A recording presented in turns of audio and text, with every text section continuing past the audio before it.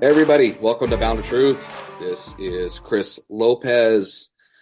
Hope everybody's having a great day this weekend. Get ready to start for the work week. And hopefully everybody's started listening to that last episode, very long one.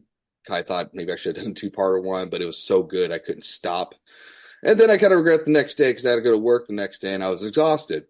But it still kept my mind spinning about the conversation with Randy Bauer, if you not know what I'm talking about, and the Bigfoot encounters and multiple experiences in Minnesota. And I'm still debating about flying out there and so forth. And I'll have Randy on future episodes as well. But I'm hoping to get a listen to that episode that has came out. Wonderful guy, not just about his Bigfoot experience, but just a good-hearted guy, very humble, and he's an awesome musician. I saw his stuff on YouTube. If you ever pull up She Squashers, it's pretty cool, pretty funny stuff, but really cool, fun videos. Speaking of which, the lead, how can you listen to that podcast? How can you listen to that last awesome episode regarding Randy Bauer's Bigfoot experience? Well, on Spotify, hit that subscribe button. Listen on Spotify to Bound of Truth. Also, on YouTube, Bound of Truth. On X, you can take a listen, give some feedback to me, Bound of Truth on X. And then definitely join the group on Facebook, The Bound of Truth. And yes, I say Bound of Truth a lot. It's an OCD thing. I got to say it 5 to 7, 10 times. It's like, unlocking the door a few times, right? And then also if you have comments, questions, suggestions, arguments, insults, send me an email, boundoftruth34@gmail.com. So before we begin today, I hope you all remember I had Tisha on. She's my very first interview. Awesome interview. She did wonderful. And I asked her to be a guest host with me today because keeping the promise, and like I said with everybody, this platform's yours. And I want every part of this platform. So Tisha, what's up, dude? How you doing? I'm good. How are you? I am good. I am good. So before we announce what we're going to talk about, even though we already kind of talked about the last episode, Mhm. all right, any updates? I talked a little offline. What's with any experiences, updates, things calm down? Anything you would like to share? I think things have calmed down, and some things have some like real logical, non-paranormal explanations. So we'll see where that all goes. I still have all my crosses up, so still still fearful, but Hey, man, you're too nothing cautious. nothing too eventful. No, thank goodness. So Well, you know what? Listen, I just had this thought that I will buy the Pied Piper thing that they can do to get the rats coming out of the building. Maybe I can practice that, see if that works. yeah, we'll That, just get some goats. I don't know what else, snakes. you know what? If I actually could do that and I saw a rat playing the Pied Piper, I'd freak out. Like, nope, here you go. I'm good.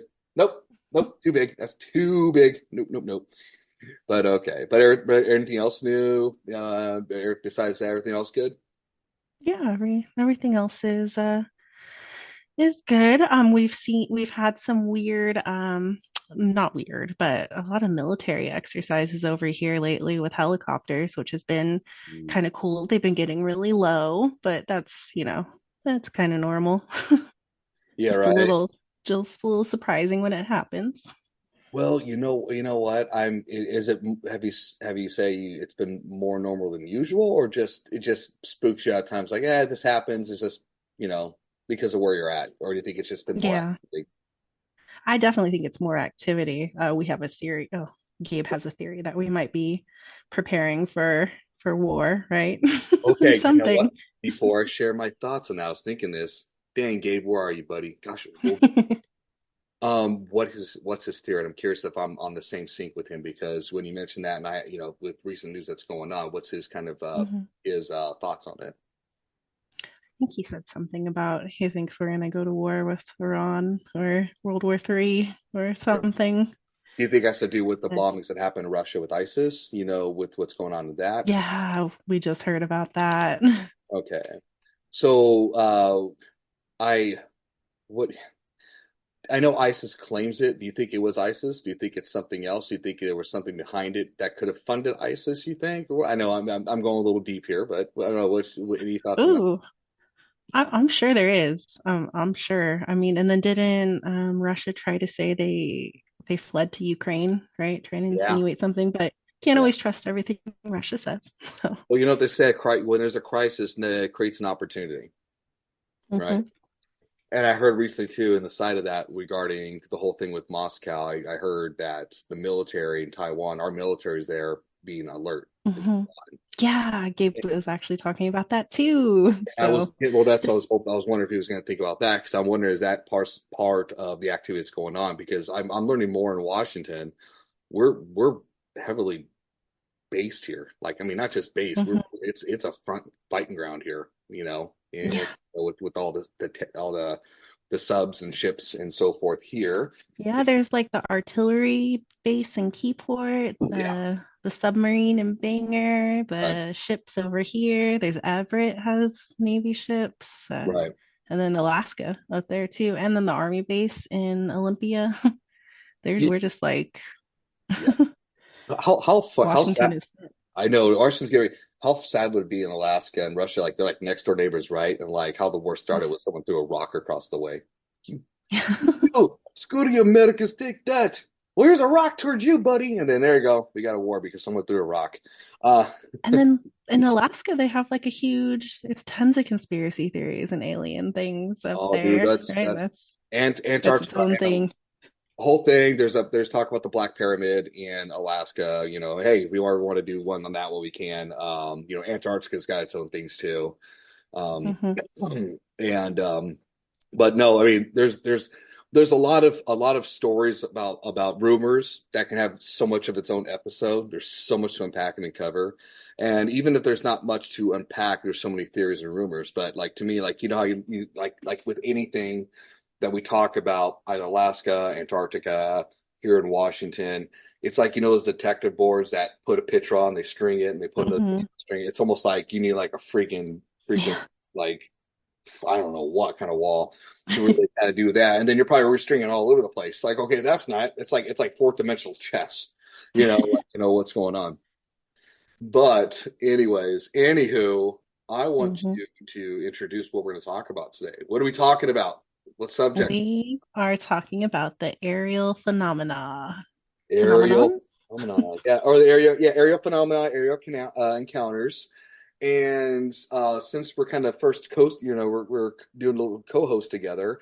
Would you like to give a summary on it? Would you like me to start with a summary on it? How would you like to engage this? I try to be a gentleman, ladies first, but you know, but how would you want to proceed? You tell me. Um, you go first. But Mhm. but I will say that I wanted to talk about it because I think it was is like the single most like important sighting so far, like in our lifetimes. That's what I think. Okay. That's why I thought it was so important. Mhm. It's just it's huge. I think it would make if more people knew, it would make believers out of a lot of skeptics. Mhm. And yeah, that's I think it's really important. So everybody, you're like, what is she talking about? What do you mean? What is this we're missing out? We're gonna dive into it. We're gonna talk about that. We're gonna get into that and talk about what she means and why she means what she says about how important it is and why it's been missing out and how old this is too, which is another head scratcher. But Mhm. again, we're gonna go down that. All right. So I do have some videos that I will be playing up, but I'll first give a summary on it. Can you still see me?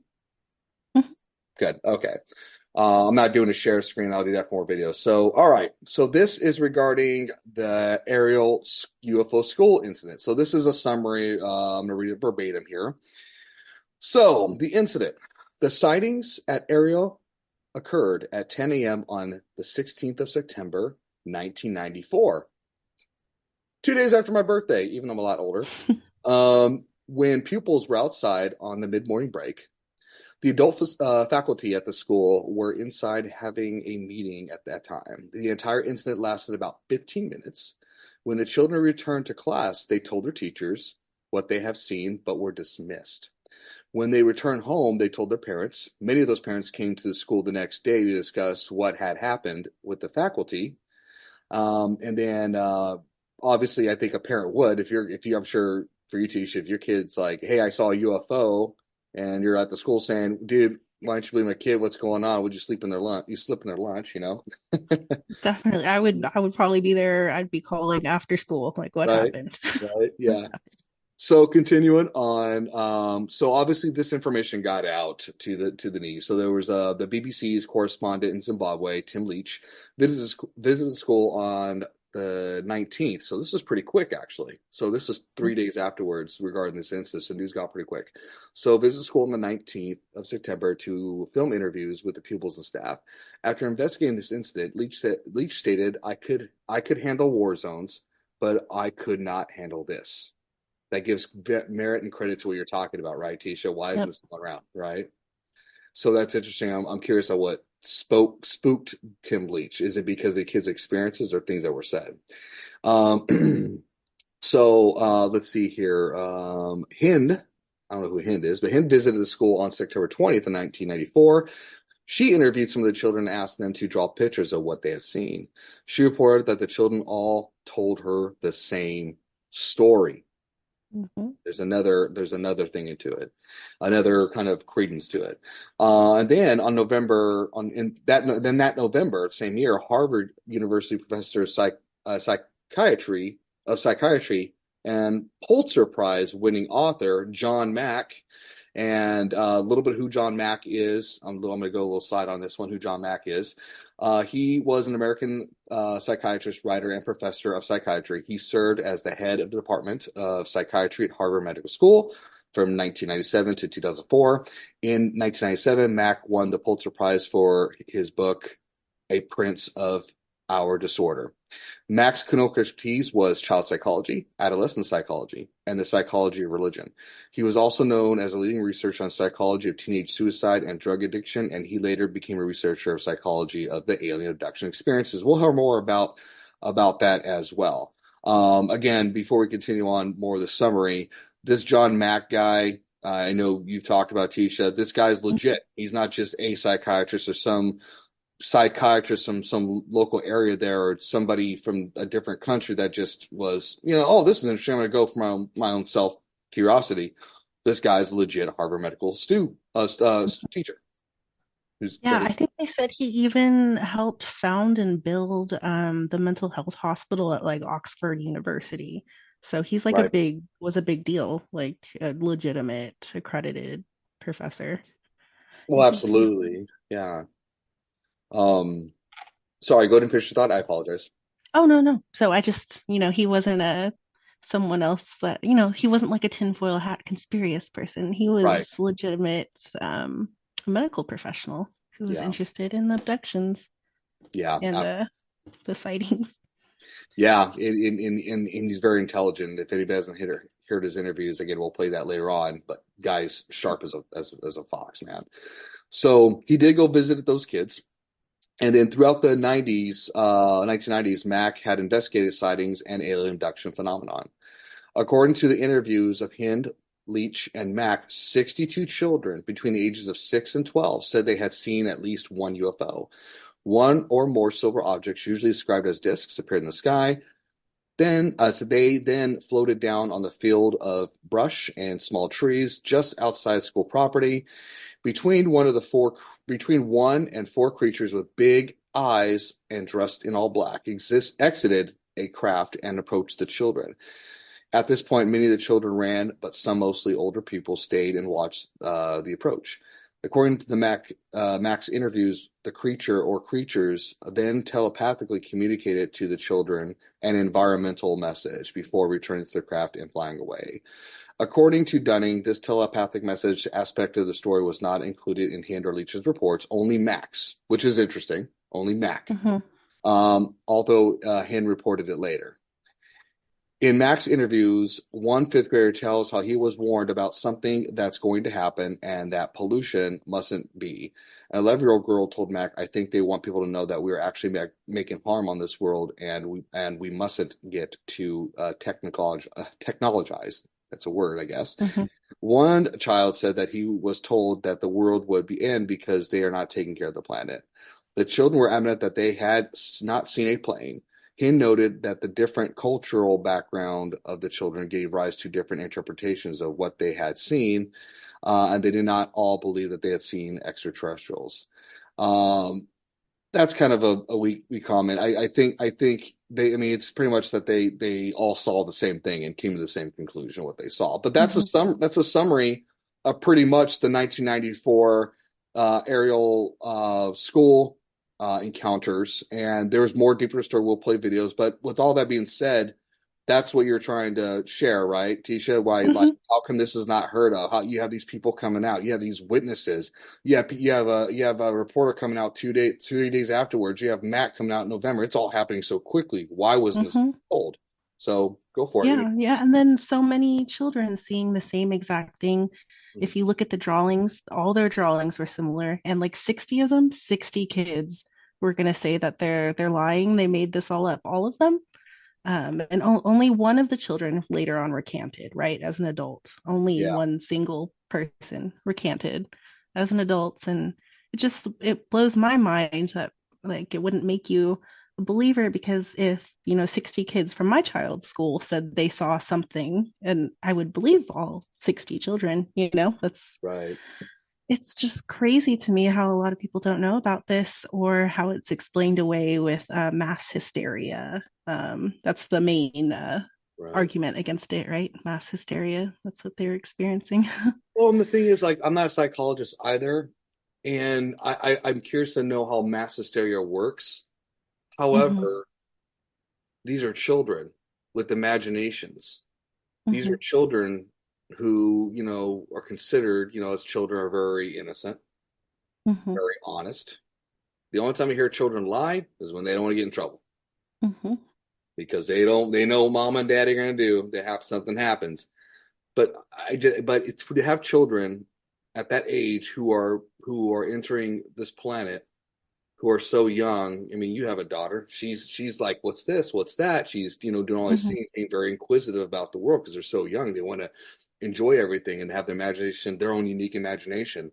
But to say that these kids had a mass hysteria and they saw all the same thing, but yet it just doesn't make sense to me. It Right. doesn't make sense to me either. That's like Right. it just doesn't. And Right. they even exhibited signs of PTSD when being interviewed by Mac, having trouble sleeping, having like anxiety and panic attacks. The children, Mhm. that's not something that just happens from a lie.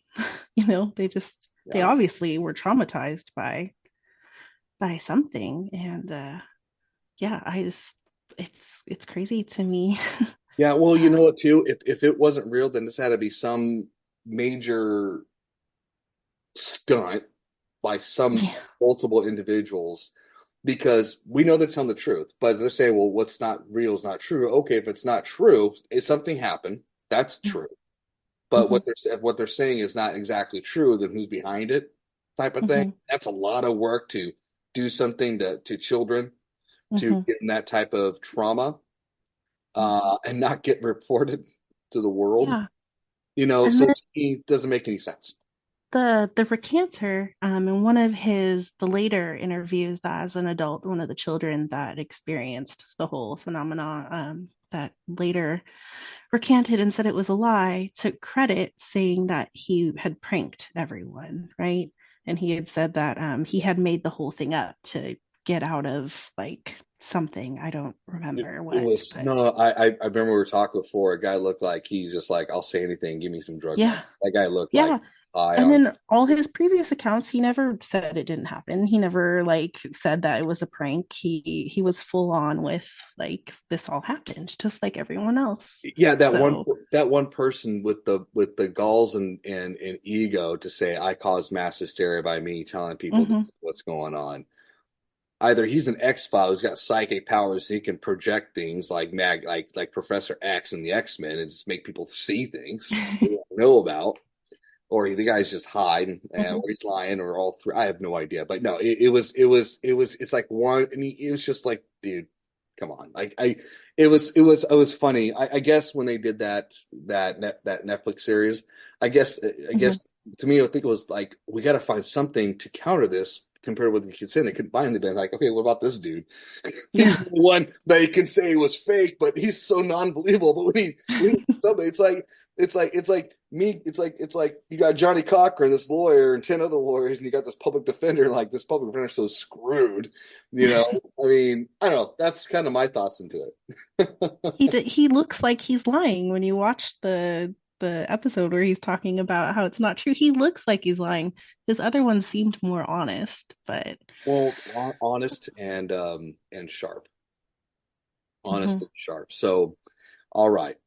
Now, before we continue, actually, what I'm going to do now is play a couple of videos. Are you ready for that? Yeah, yeah. Okay. So this is I'm going to place. I got two different videos regarding the testimony, and I might stop here and there depending on what sparks up, conversation wise. So Okay. this first one, after I hit the share button here, is going to be let me hit share. Okay.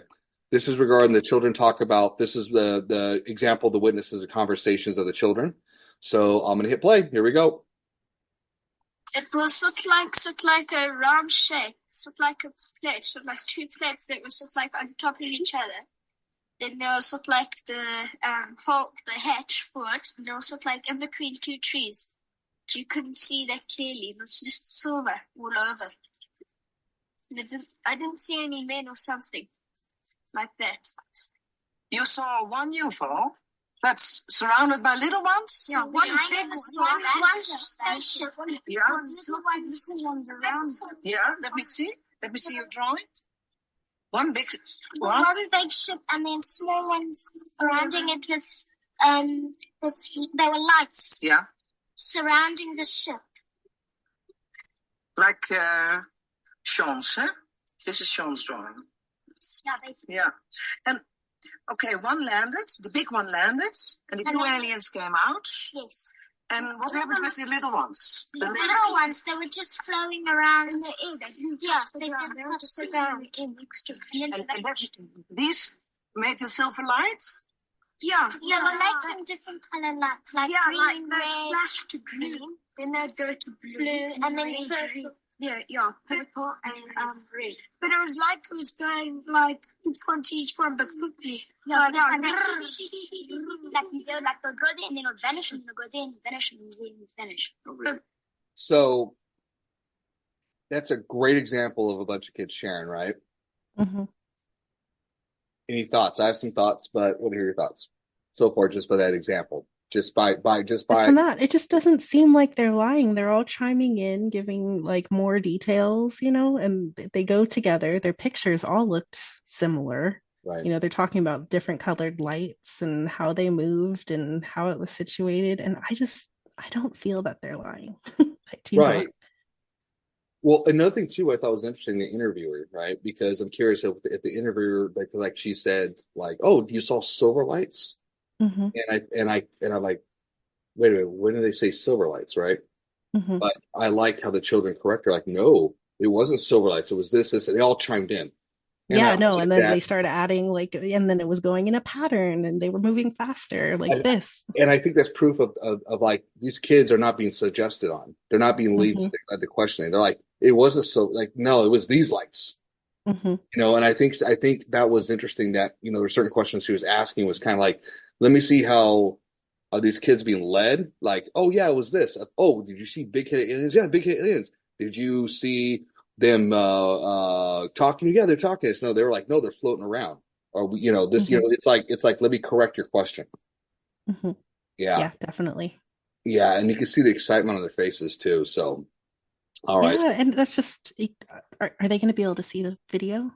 They're not going to be able to see the video because I'm not there yet. Maybe I'm thinking about doing a YouTube video on there. You know what I'll try to do is I'll try to post the links on the Spotify to add it on there for everybody. Actually, I should be doing that. I keep forgetting to do that. When I'm doing videos, I should add it in there because people are like, I can't find the video you talked about. And I'm like, all right, my bad. Sorry, I forget a few details.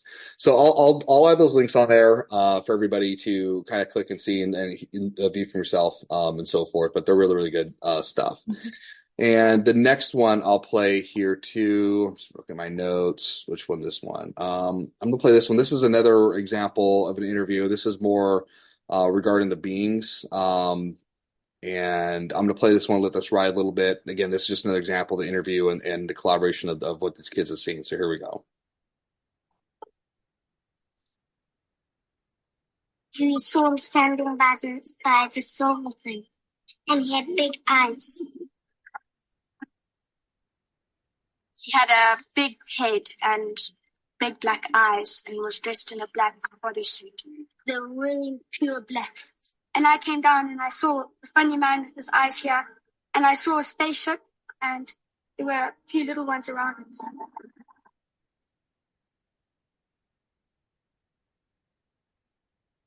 How far away were you when you saw him?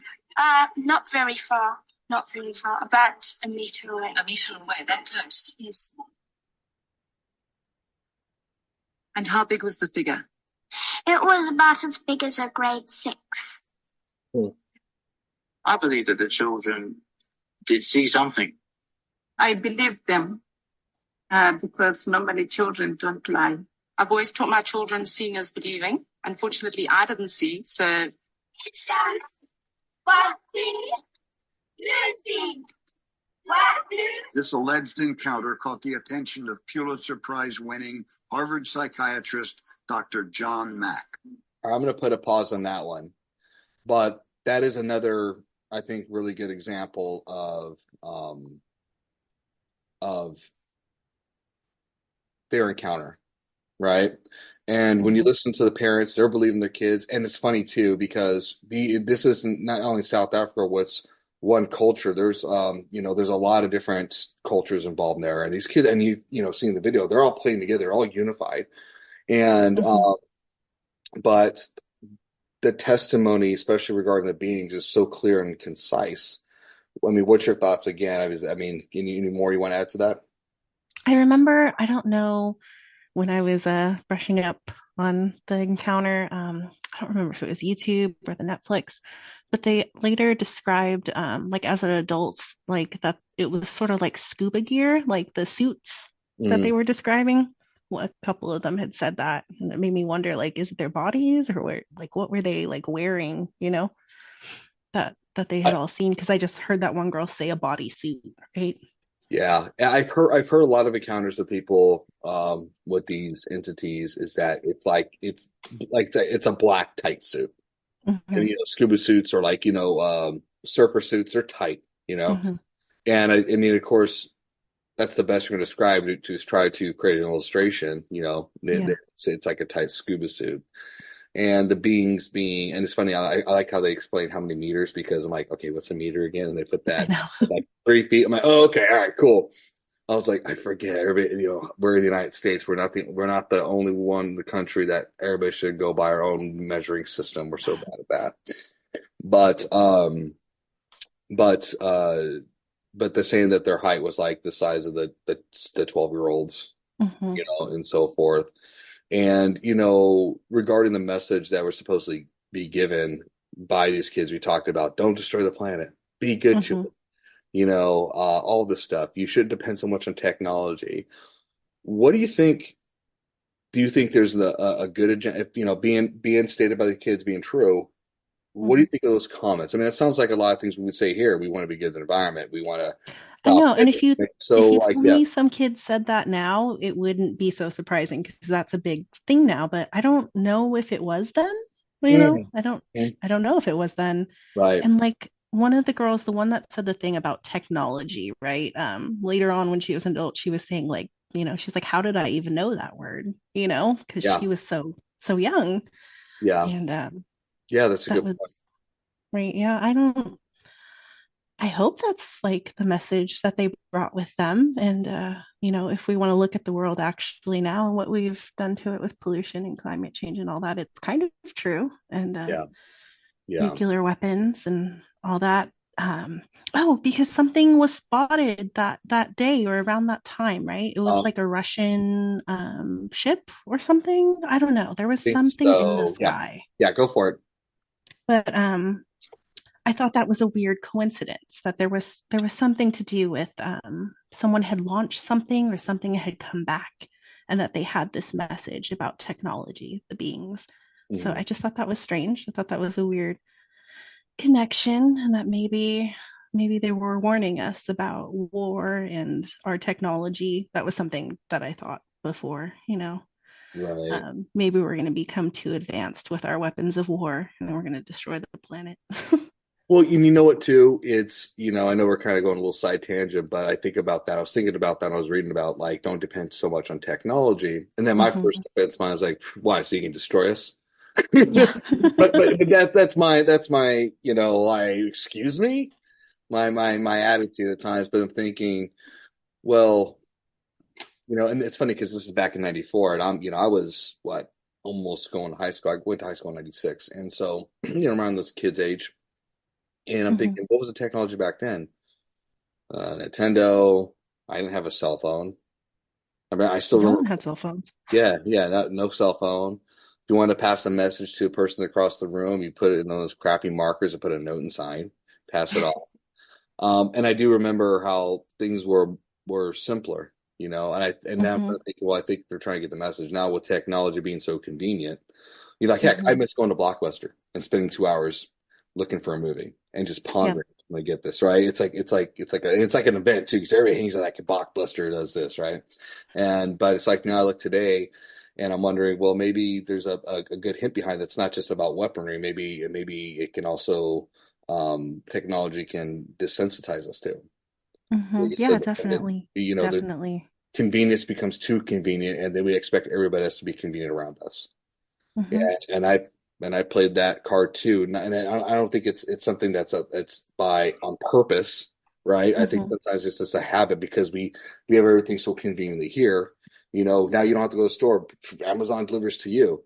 And so it's just like it's like keeping us in our own box. So I wonder if that kind of is that message besides the weapons is to kind of have more of a community as a people. Yeah, But definitely. what do you think? Oh no, I think that definitely could be it too. I mean, I think I talked about it before, but there's that Disney movie Wall-E, with the little Oh, I think we have robot. to go for it. Yeah. Go for it. Yeah, eventually like humans not being able, like everything's like given to us, right? Robots and AI are controlling everything and we just get to sit back and be fat and they give us the food and they give us the entertainment and we're just like giant potatoes, basically with Right? all these things taking care of us and our instant gratification of everything. Oh, absolutely. I mean, God, if I had a nacho machine, listen, I thought about this, a little funny. If I was tempted to buy a Slurpee machine and a nacho, and I realized, no, I'll die before I'm 50. I will be bleeding cheese. Like, I won't be bleeding. It'll be like grease. I'll be sweating. I'll be smelling like a taco. So, but yeah, like you're saying, I was thinking about that just I don't know why I was thinking about the Wally movie because I heard people like have Slurpees and everything. It's insane to play. So, but anyways, I got another. Oh, go for it. Oh no, I was just gonna say like a lot of them mention stuff with the planet though. So then that also makes me think of like climate change and like the whole like green energy movement, all those things. It could have meant so many things, right? Like we'll never Well, know. well, yeah, we don't know, but they're speaking in the mouth of babes, and hmm people, and know people. I was going to say this towards the end, but I'll say it now. People I think are thinking, why children? Well, meaning the typical comment, they're the future. They're the most impressionable ones, right? hmm You get them now. You start programming that now. You're hoping that'll carry on to the next generation.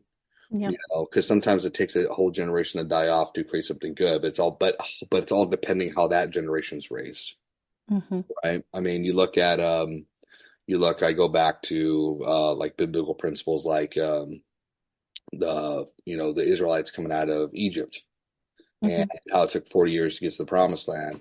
And honestly, technically, it shouldn't have took 40 years. But there was theories why it takes so long. Well, you're talking about taking people out who were complaining we were better off in Egypt than being out here. And it took like 40 years, a generation to die off. Yeah, you're free, but we got this new generation that's not going to be raised in that environment, that mentality, to continue on to bigger and better things. And I'm kind of wondering if that's the kind of intent with these beings, that, if that's the nature. It's like, hmm it's like, what, let's, even abduction with children. And I'm not trying to condone that abduction of children is good, by the way. Just want everybody to know that, okay? Because I'm not saying that. I'm just throwing theories out there. No children should be. If I saw innocent, I have good intentions. Number one, pay me. All right, and then number two, ask my permission. No, I wouldn't have paid for my child, but that's just my kind of thought too. What's what is that purpose? Is it nefarious? Is it not? I mean, it could be multiple beings, not Jesus Grace coming out, but again, a lot of different theories behind that. Speaking of which, regarding we talk about generations and these kids' testimonies. I do have a sample video that I was going to play, like we talked about how the story hasn't changed, and with these others adults. So hopefully they'll do it justice. And if you have any other videos you want to recommend, please let me know, because I had I had a moment of having a hard time doing that and finding that. So just Oops, here we go. Nope, not that one. Not that one. That one. Nope. There's so many, right? Dude, That's when I was looking too. There's I so was many like, videos about this. there's so many, so much to unpack. Okay. So let me get that going. Please go get down here. And I'm failing again. Okay. All right, this is regarding Francis. This is the Ariel school counter. This is after the fact. This is one of the kids named Francis. I'm gonna butcher this. Francis Chirimuta. Oh, you did great. I wouldn't have done better. Dude. Anyway, so all right, I'm gonna play this clip and just kind of we'll kind of share afterwards. Here we go. Now, did you actually see what other people had seen as far as like the physical being? Yes, I did. By account, there were actually 3 beings. 2 of them kind of remained within the line of sight from the playground to the craft. And another one, which is also one of my most vivid memories, was one of the beings actually darting from the craft towards the direction of the swimming pool. The swimming pool, which was probably about 200, 300, 400 meters to the left of the playground. And the most peculiar thing was the way in which it moved, because it almost felt as if it would disappear and appear a few meters ahead of itself, almost in a blinking fashion, and not in the normal linear fashion that you'd expect someone to be moving, Wow. And did you see it did it look like it was floating? I've heard other people say they never saw it actually touch the ground, its feet. No, in this case, like I was saying, it would just be the appearing and disappearing. So I would just warrant to guess and say, yes, it probably looked like it was floating, but at no point did it ever look like it was physically running, if I could say that. Mm-hmm. I'd like to ask you, and I'm sure this will be in the movie, the Ariel phenomenon, but how much has this changed your life? This one thing changed your life? Oh gosh, there was the longest part of my life when we were probably silent about it, and I guess within that silence, this whole sort of experience brews within you, and the longer that happens, I guess there comes a point where you decide whether you're going to confirm everything you know, or you're going to not deny it as such, but find a way to come to terms with it maybe not being true, right? And to be very honest, this was one of the biggest reasons why I had to do this for myself, which is why I actually sought out a hypnotist. Right? Mm-hmm. This was never to sort of go out and just blindly confirm that, yes, what I believe, but I was also kind of hoping that it might not have been true, because either way, the answer that I was going to get was going to help me in one way or another move forward with my own life. Right. I get yeah. The self-doubt was starting to creep in, and I was just ready for just a hint or an answer or something along those lines.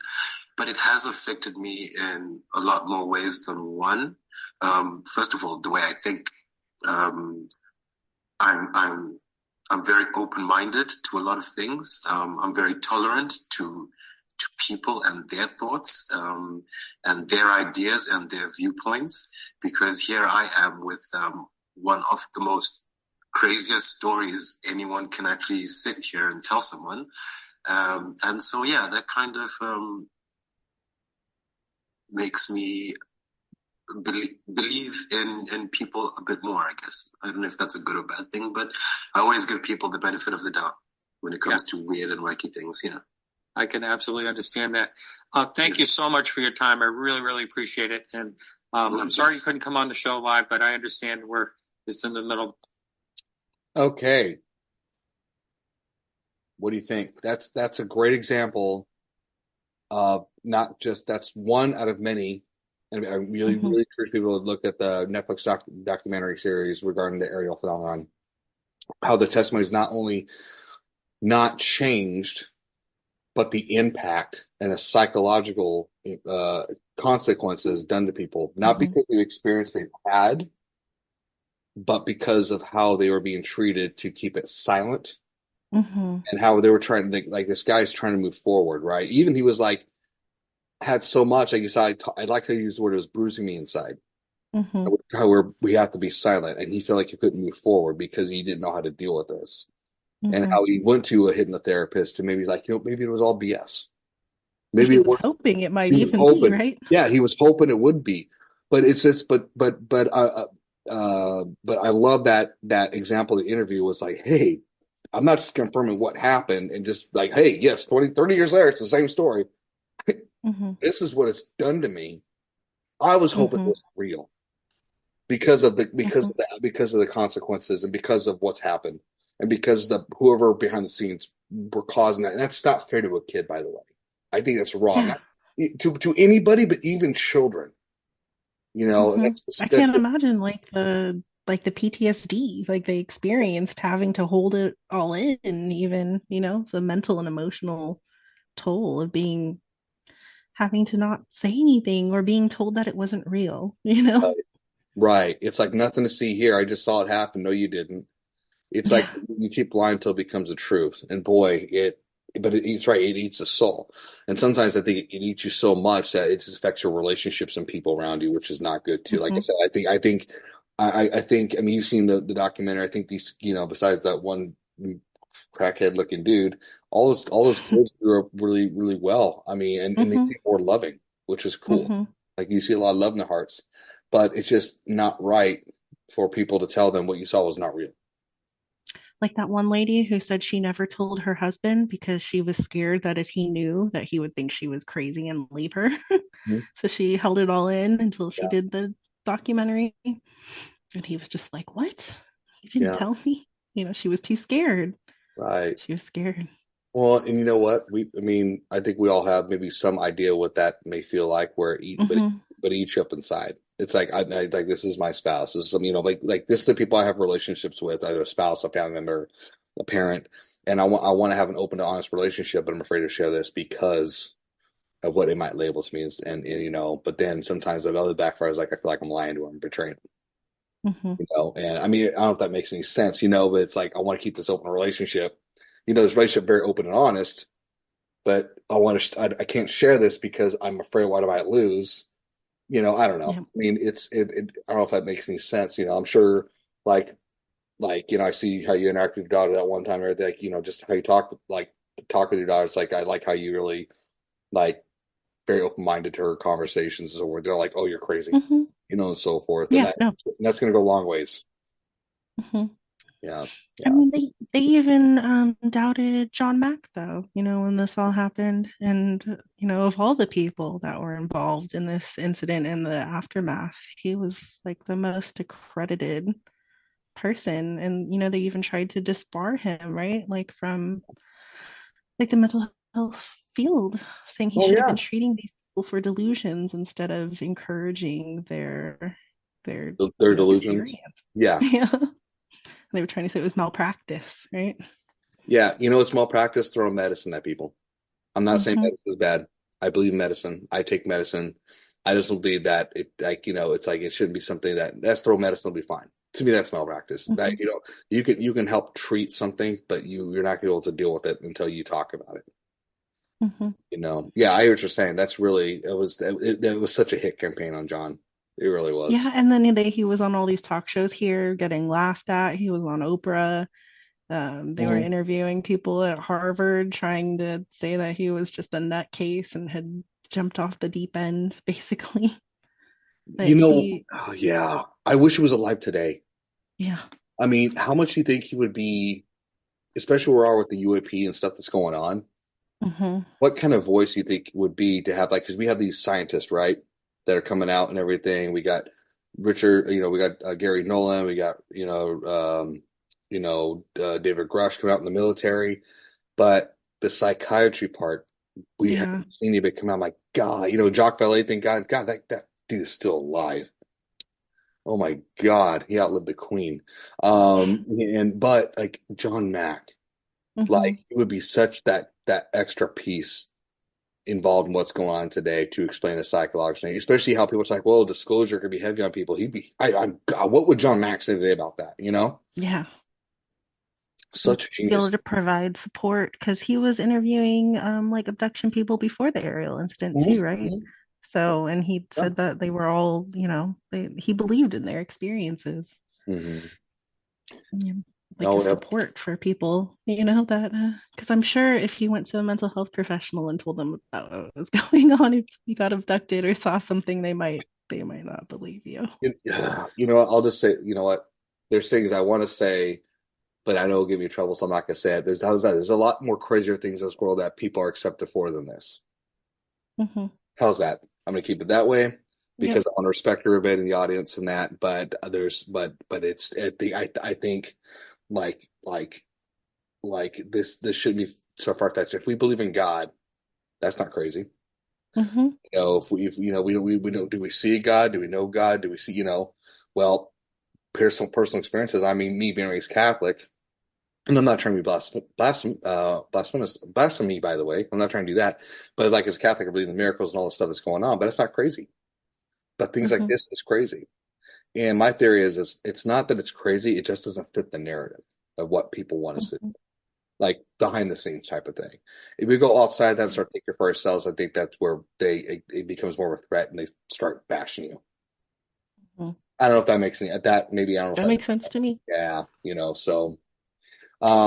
so speaking of John Mock, you want to hear this is about 5 minute one. I think this is a good one. I think you're gonna You bravo like me this on one? this one. I think you'll like it. I hope so.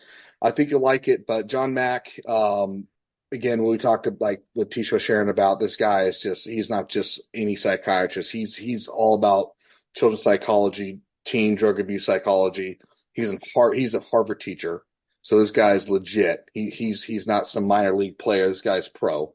So I'm gonna prep that video really quick here and share screen. Again, my famous narrative when I talk. All right. John Mack attack. Well, I have to get rid of this bar thing. I'm still trying to figure this doggone thing out. Okay. So nope, not that one. Sorry guys, I suck. Okay, here we go. No, I lied. Not go. Now we go. All right. Here we go. Here's good old John Mack. When did you turn? When did you begin to say, I believe these people?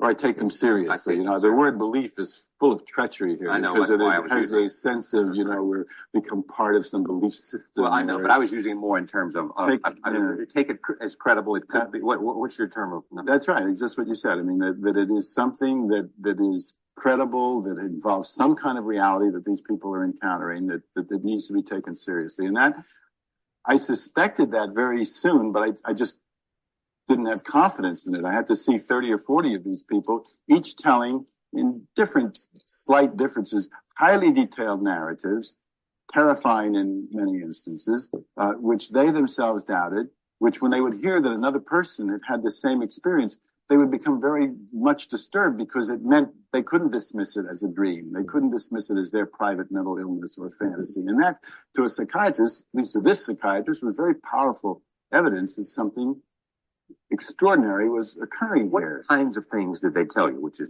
part of the book? Well, the basic story is that a person is in their home or in a car, or in the case of one woman on a snowmobile, or in the case of children in the schoolyard, and a powerful beam of light comes, or they may hear a humming, and they're frightened. They may be paralyzed.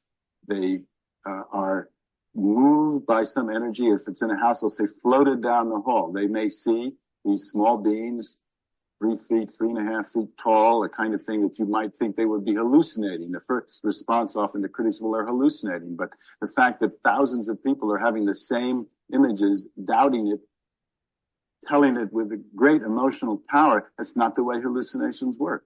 It's not a mass hallucination in the sense that, you know, everybody's having this experience. There may be a lot of people having the experience, but they're not in communication with each other. It's not a contagion where people are reacting to one another. So this powerful energy comes, there's a blue light or whatever it is. They may see 1, 2, 3 beings around them with these huge black eyes, 3.5 feet tall, communicate with them telepathically, and then they are moved up through the sky into some sort of an enclosure. They may see a UFO. They may not see the UFO from the outside. And inside, there is a more senior figure whom they call the doctor or leader. And that figure is a little bit taller and seems to be in charge. Inside are all kinds of machinery like computer consoles, instruments, unlike anything we really have nothing quite like what we have on Earth. The walls are curved. There's a kind of atmosphere that's misty inside often. And then there's a whole set of procedures that occurs, which are very complex. And often what abductees will do when they get together is they will compare, well, what was the instrument that the little creature stuck into your abdomen or in your nose? And they'll draw them, and they'll be, you know, they'll see that or I've had a little experiment I've done where I have them draw them independently, and they've had the same instrument. Again, that's very strong evidence. John Carpenter, who's a psychiatric social worker who works with this population in Missouri, has a dozen or so cases where he's kept the people apart, interviewed them, explored their experiences independently, and they have like 30, 40, 50 details of what happened in the ship. It's identical, and they haven't communicated with each other. So there's all kinds of evidence, but it is evidence of narratives. Kind of evidence that's introduced into a courtroom would satisfy a jury and a judge, but in this case, this simply cannot be. We're like, the approach is often, well, let's find something wrong with the people reporting this, the abductees, or with the investigator or whatever, but because there's no place for this in our psyches, at least for great numbers of people. Okay, but let me come back and not get hung up on trip over words. Okay. You say these stories are credible. Mm-hmm. Do you, as an intelligent person who's investigated it, believe, I don't know of a better word, think it happened to them? Yeah, again, language, we have that problem. Happened. Okay, let me just think it happened. Something happened which corresponds to what they're reporting. In other words, I don't think did something happen in their mind, or did something happen in their physical being? This has forced me to challenge every category I've had, like in the mind, inside, and outside. For example, sometimes people are witnessed to be missing. A child, for example, this is my own case experience, goes in to find her mother during the time the mother's having an abduction experience. The mother's not there. Child tells the mother in the morning, Mom, I went into your room. You weren't there. 2 young people, fathers are desperate in the morning. Young teenage girls, they're gone. they say, yes, we're right here sleeping in the den of one of the girls. I've interviewed both girls and the father. They came back. They were there. There are lesions on their bodies. There are cuts. There are scoop marks. There are intricate lesions that don't follow anything that could be self-inflicted. One person had quadriplegic that I'm working with has this very complex set of ulcers that follow a pattern on his wrist. He can't have done it to himself. Critics say these are self-inflicted. They're not self-inflicted. But the physical evidence by itself would not stand up. I mean, you couldn't, because again, it's not powerful enough. It's not rich enough. It's the company it keeps. It's the fact that it occurs in conjunction with these extraordinary accounts, which, in spite of all the criticism that I may be taking it too seriously or believing this really happened, there isn't a single case where anybody has found another explanation of what an individual has reported. Why didn't you include the personal histories? Okay. I let that go a little longer because that rant by John Mack was incredible. Mm-hmm. And it definitely was. I mean, okay, you go for your thoughts. I have mine, but I'm gonna let you spill your stuff. Go for it. I just loved what he said about like this evidence would hold up in court in front of a jury, you know, but and that's how I feel about the Ariel incident. And that's how I feel when I tell anyone about the Ariel incident.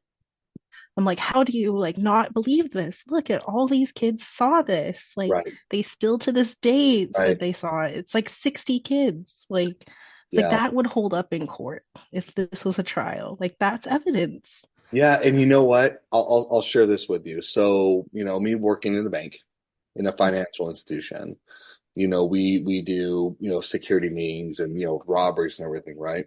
Mm-hmm. So one of the important things that we do is, you know, we say we had a robbery that happened, right? We all, you know, we do our lockdown, make sure everybody's okay, do what we need to do, you know, very traumatic moment right then and there. And we're all given pieces of paper. We can't talk to each other. We can't do anything until we describe what we saw. Because the police need to know, or FBI, make sure that, okay, we know how trauma works. We know how people, we don't want any power suggestion from somebody. We want to get everybody's own intake, right? They collaborate the evidence. They have their information, right? They're like, okay, this is consistent with this. Okay, this one's saying it's dark black. This one's saying it's grayish black. You know, the person had black hair. The person had gray with some silver in their hair. You know, those type of things. But they collect that evidence. And they're like, okay, pretty much this is what we're looking for. And they take that, they go to court, they identify the witness or the person, right? No, and typically. That's how it works with testimony. And what John Mack is saying, just to piggyback what you're talking about, is like, we take these people in individual rooms. Like, what device are they using? What experience did you have? What machinery they use? And they're describing the same thing. And they're called crazy. And you hear the people with the testimonies, they don't talk about it, right?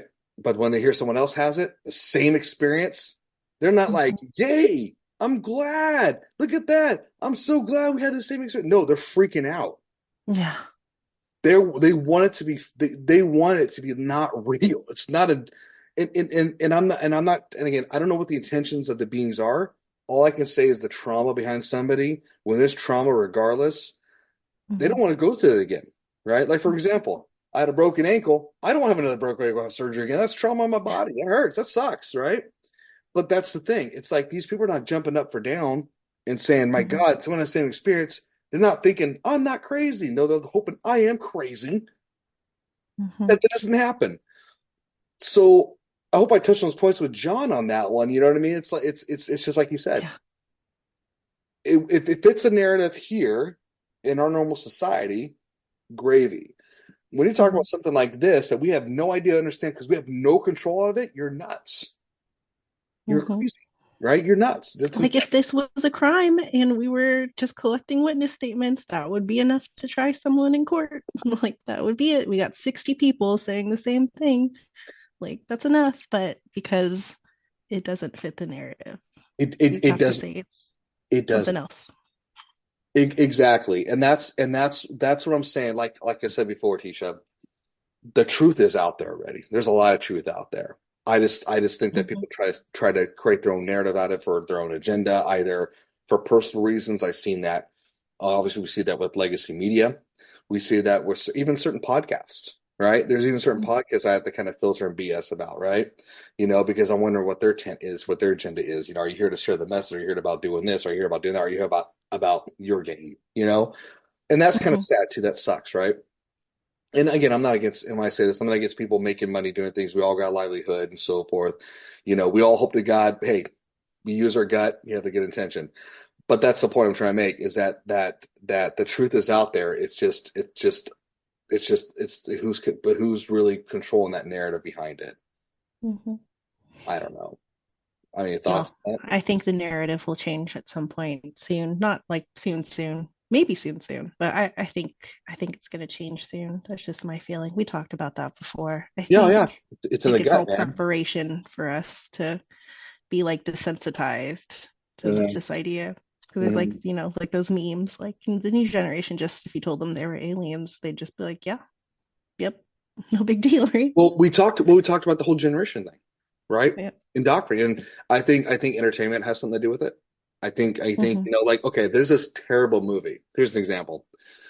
I talked about this a couple weeks ago on a podcast regarding the guy in Antarctica regarding an attack regarding that can create earthquakes and Hmm. and and in Antarctica. And I thought this movie called The Core with Hilary Swank and the other guy, Oh, I've seen that. Aaron somebody, right? Yep. Because of the Project Destiny, you know.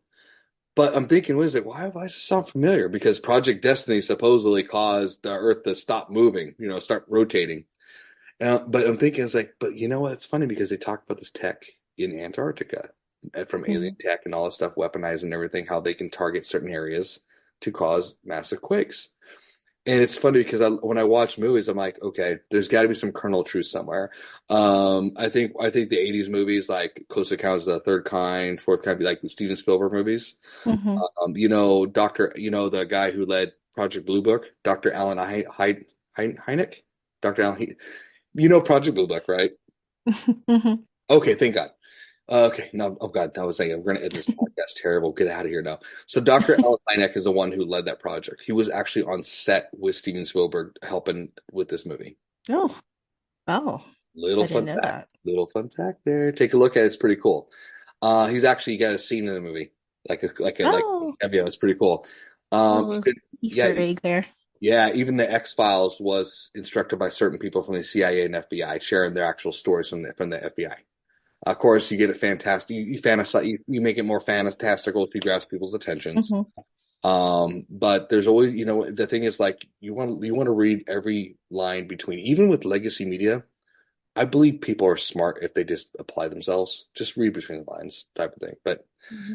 I know I'm going off of my own manifesto because that's why I'm doing podcasts. But um, pretty much everybody. That's kind of the summary of the Ariel school incident. Tisha, Hmm. final thoughts, man. That What do you want to share? What do you want to kind of help people understand and see? It's funny. I just had a question. I just totally interrupted when I asked a question, but and I'm working on that. But yeah, final thoughts. um that this is like one of the most important incidents. There's so much like theories and research, and there are other sightings like outside of the Ariel incident itself, like around it in the same area. There's so much.